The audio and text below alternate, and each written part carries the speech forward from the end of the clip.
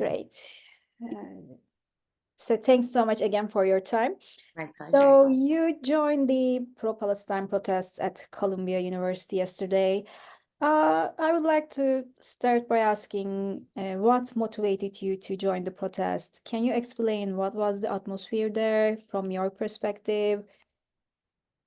Have been really moved by what's going on at Columbia. My mother actually still lives up there, so my home is still there. And as many people know, my dad was a professor there for 40 years, so I grew up on the campus. So a few days ago, I saw a photo of a girl holding the flag and standing on top of one of the sort of stairs of the buildings of the library, actually, and you could see my dad's former office window looking right at her, and it was so moving. And I was like, I want to go, I want to see these kids, but I wasn't sure in what context I should just show up.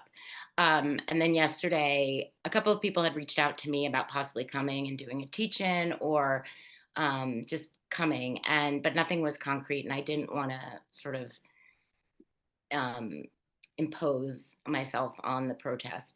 So luckily yesterday I got a call from a friend of mine who is traveling with Motaz Azeza, the journalist from Gaza, and she asked me if I'd like to come with him. I think yesterday they were doing a teach-in at the protest on Edward Said, my father. So I said absolutely, and we went over there pretty quickly. And we were only there for about 15 minutes, but it was incredible. I mean, so what I saw was that outside, I think there had been a lot of protests outside the campus that were getting a lot of coverage on the news, and they were quite rowdy. Those were supporters. Those were not the protesters themselves. Inside the campus, it's completely quiet because you can only get on with an ID or if you're press, and they just literally are living in like a commune. There's like a table where they have food that they share. There are tents everywhere. A lot of them were holding my father's book, The Question of Palestine, with like their finger in it and the pages folded over. Um, they're incredibly strong. They're very young. They're simply um, just sort of encamped there, living peacefully, and it's entirely quiet. And except for the occasional, rousing chants, they're just kind of sitting. I mean, they're living there, and there's not a lot of. I didn't see any um, riots. I didn't see any anger. I didn't see anything. I I can't really speak to any of that because I mean it's true that they had taken away the protests that were outside the gates, but I think inside from day one it's been calm and peaceful and very sweet actually. Yeah, so yeah, these were peaceful protests, but what is your assessment about the approach taken by Columbia University administration towards these protests? Specifically, what are your thoughts on the administration's call for students to clear their campus encampments? And additionally, where do you foresee the situation heading, especially, there are now threats over potential deployment of the National Guard at universities? Well, to me, the first of all, the idea of calling in the National Guard on these students is absolutely absurd. They're very compliant. Um, they're not in any way combative. So I find this all very over overblown. The media reports that I've seen here in the West are not at all indicative of the actual situation. I think there are a lot of infiltrators. There's some have been proven to have been infiltrating, wearing Hamas headbands and trying to start trouble. I don't know about that, but I think in terms of the students who are protesting on campus, I think as we've seen the other day, many members of the faculty came out in support of them because regardless of how you feel about the issue, they have every right to protest. This is the First Amendment. It's the most sort of heralded part of our American, culture. And I think that if they were, you know, met with aggression, they might respond, but their main goal is to be peaceful. So I think, first of all, they have not been treated as a normal citizen of the United States should be. the fact that they were immediately arrested, that they were, some of them were suspended and they had their belongings removed. Um, they're children. They're like 18, 19, 20 years old to be left alone in New York City with nowhere to live, no food, and nowhere to get, can't even get on the campus is really too much for me to understand. Um, I am hoping, I'm not sure, but I am hoping that eventually the situation will calm down. But I'm a bit concerned about the media and certain organizations sort of stoking the flames of this situation, which is honestly, I don't see how it's disrupting anything. They're sitting on a lawn on the campus where they go to school, reading, doing their work, talking, um, discussing politics, I guess. I don't, it's very calm. So I am deeply disappointed in the leadership of Colombia, as I think many people are. I'm not sure where this is headed. I can't predict that. I'm not. I have been so surprised by how it's been handled so far. I may not be surprised if it continues to be handled in such an aggressive manner. However, I don't think that that is necessary, and it would be very unfortunate. Yeah, and you mentioned the approach of the media. So there have been some attempts to label pro-Palestinian protests at campuses, including at Columbia, as anti-Semitic. What is your take on these attempts? And do you think this is an attempt to intimidate peaceful protests? I do believe it is an attempt to intimidate the protesters. Um, First of all, and this has been said over and over, many of these students are Jewish. A great number of them are Jewish, and it is insulting to them and the memory of their families who may have, been victims of the Holocaust to say that they are anti-Semites as a collective.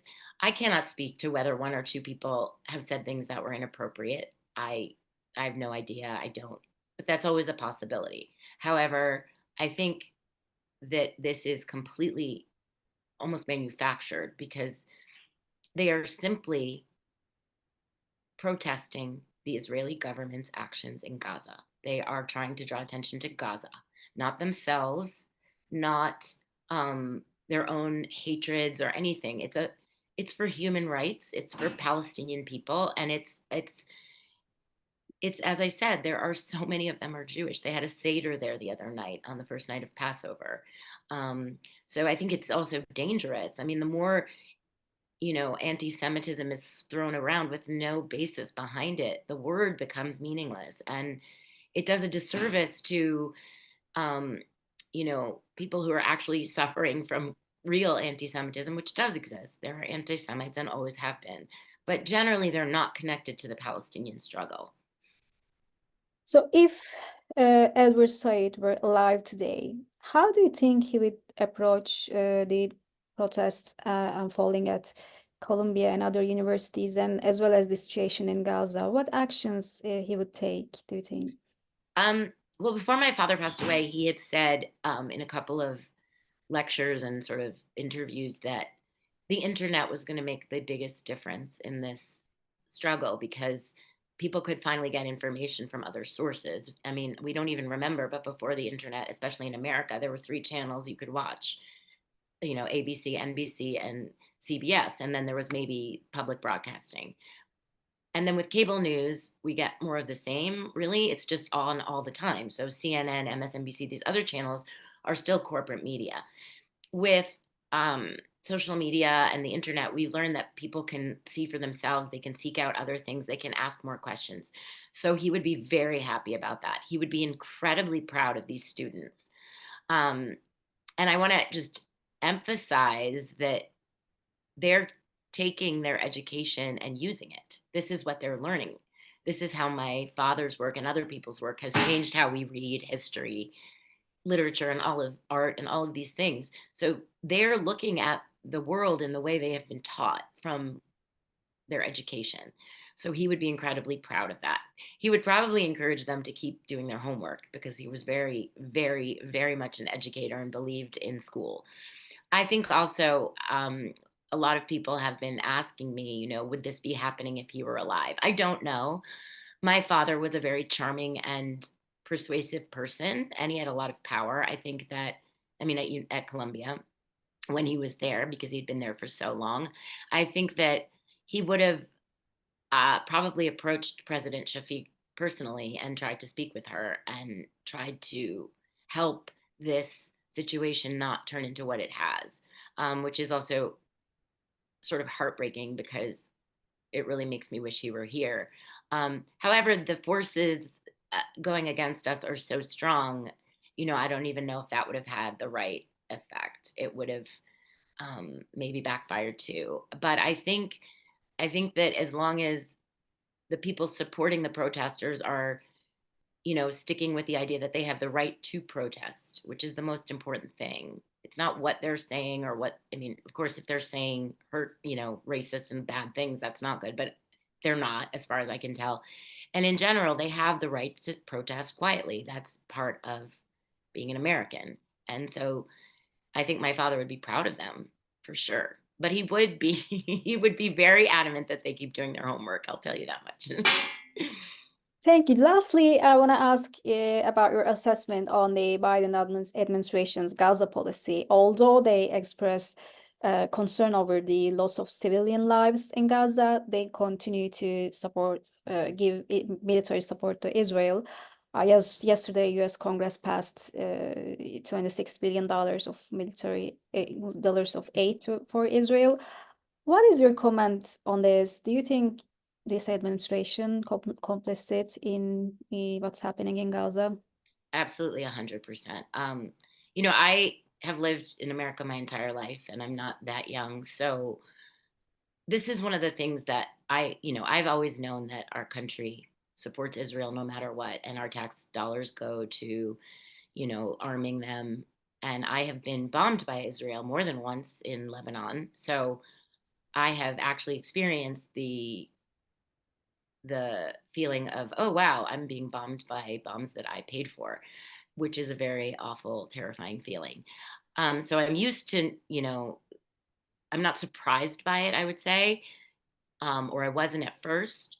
But as this has gone on, it is absolutely, absolutely unacceptable. It is not okay. I'm very disappointed in President Biden. I mean, I was never the biggest fan of him. I'm not a huge I'm not a Democrat. I generally vote Democrat or have because, as many of us know, they're usually the lesser of the two evils. But I think that Joe Biden, especially for someone like me who is an American, I'm actually a third generation American, and I've never felt that this country cares about me. And people often talk, and Joe Biden himself talks a lot about how empathetic he is. And I can't tell you how hurtful it is that his empathy seems to only apply to everyone who isn't Palestinian. It's egregious, it's blatant, and it's hurtful.